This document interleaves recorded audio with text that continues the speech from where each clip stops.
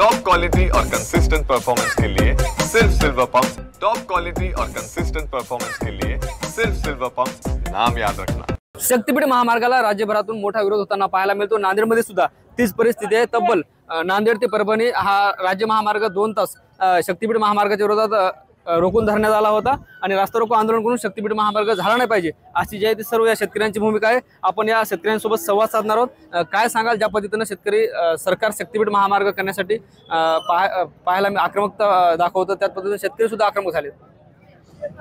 सरकारवरचा शेतकऱ्यांचा विश्वास उडत चाललेला आहे। शेतकरी जबरदस्ती हा शक्तीपीठ महामार्ग करू पाहत आहे, ते अशी भावना सर्वसामान्य शेतकऱ्यांची लोकांची झालेली आहे। म्हणून एवढ्या मोठ्या प्रमाणावर या ठिकाणी महिला सुद्धा रस्त्यावर आलेल्या आहेत। आज बाजार भाव एकीकडे आहेत आणि सरकारचा मावेजा एकीकडे आहे।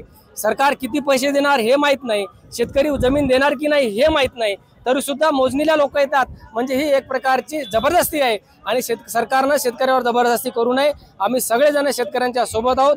सरकारला जर रस्ता करायचा असेल, सरकारला जर करता काही एखादी भूमिका घ्यायची असेल तर पहिल्यांदा शेतकऱ्याची संमती असेल तर, शेतकरी नाही म्हणले तर कंप्लीट हा विषय सरकारने सोडून द्यावा, अन्यथा सरकारला ते परवडणार नाही। सरकार जर शेतकऱ्याच्या विरोधात गेलं तर सरकारमध्ये बसलेल्या लोकांच्या खालच्या कुर्स्या सुद्धा जायला वेळ लागणार नाही, एवढं मात्र सरकारमधील सगळ्यांनी लक्षात घ्यावं।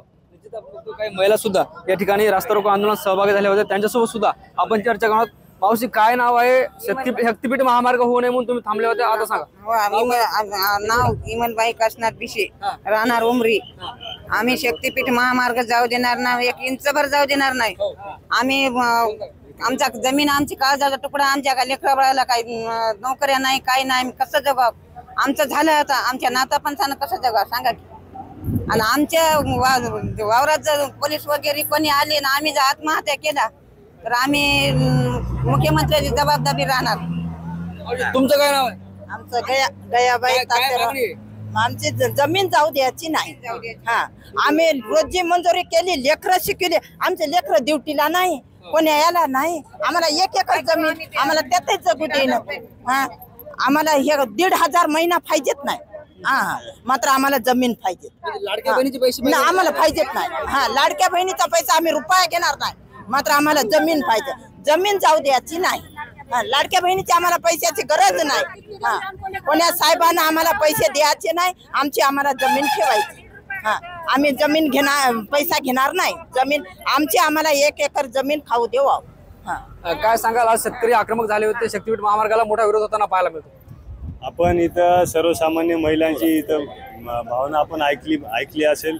शासनाने ते बघावं आणि त्यांना सद्बुद्धी यावी एवढीच अपेक्षा आहे।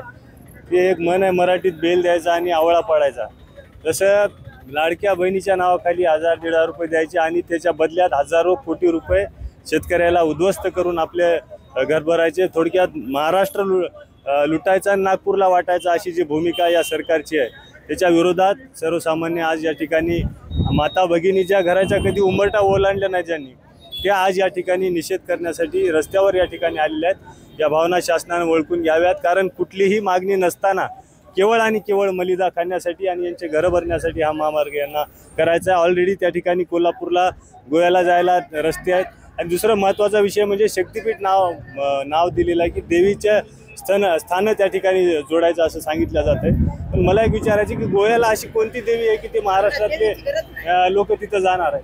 तिथं कशासाठी जातात गोव्याला हे सगळ्या जगाला आपल्याला त्या ठिकाणी माहीत आहे। त्यामुळं आमची हात जोडून त्यांना विनंती आहे की ताबडतोब हा महामार्ग त्या ठिकाणी रद्द करावा, अन्यथा सर्वसामान्य शेतकरी आज रस्त्यावर यांचा रोष त्या ठिकाणी अतिशय तीव्र स्वरूपात होणार आहे आणि त्याचा सामना आपल्याला या ठिकाणी करावा लागणार आहे।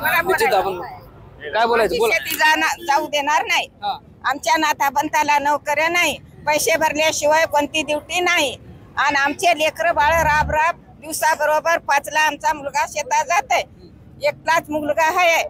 आम्ही शेती जाऊ देणार नाही।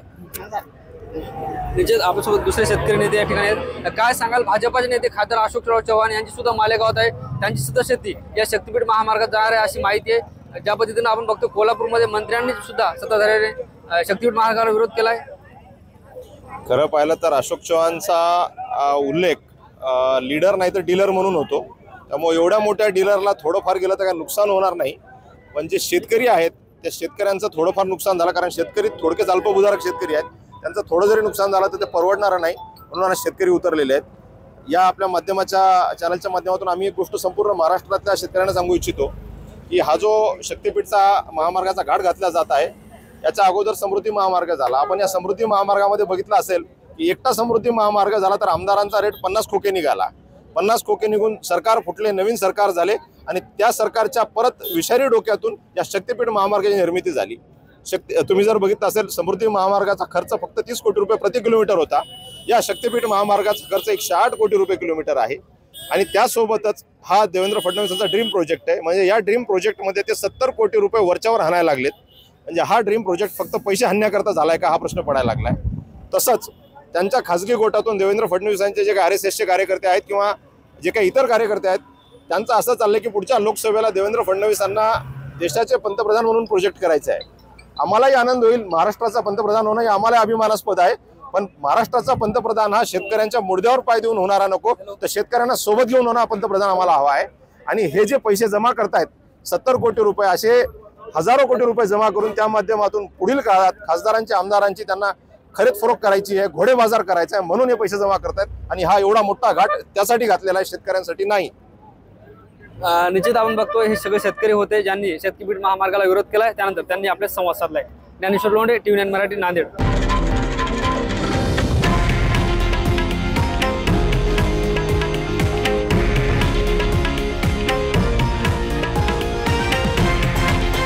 हे आहे देशातील नंबर 1 न्यूज नेटवर्क आणि आपण पाहत आहात TV9 मराठी, एकमेव।